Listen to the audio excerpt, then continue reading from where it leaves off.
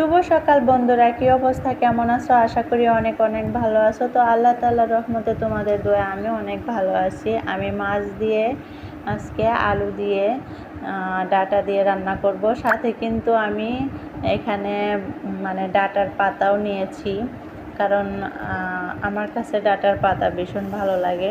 আমার মনে হলো কি যে রান্না করলে ভালো লাগবে আর কি। তো আসলেও কিন্তু অত্যন্ত মজা হয়েছিল। আমি এখানে পেঁয়াজ কুচি আর কাঁচামরিচ কুচি ভালো করে ভেজে নিচ্ছি, আর এখানে আমি ভেজে নিয়ে সমস্ত কিছু ছেড়ে দিলাম। আদা বাটা, রসুন, হলুদ সব কিছু আমি এখানে দিয়ে দিলাম, সমস্ত মশলা দিয়ে আমি ভালো করে কষিয়ে নিচ্ছি।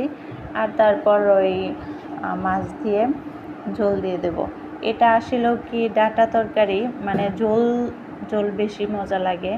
আমারও এটা অনেক ভালো লাগে, আমার হাজব্যান্ডেরও অনেক ভালো লাগে।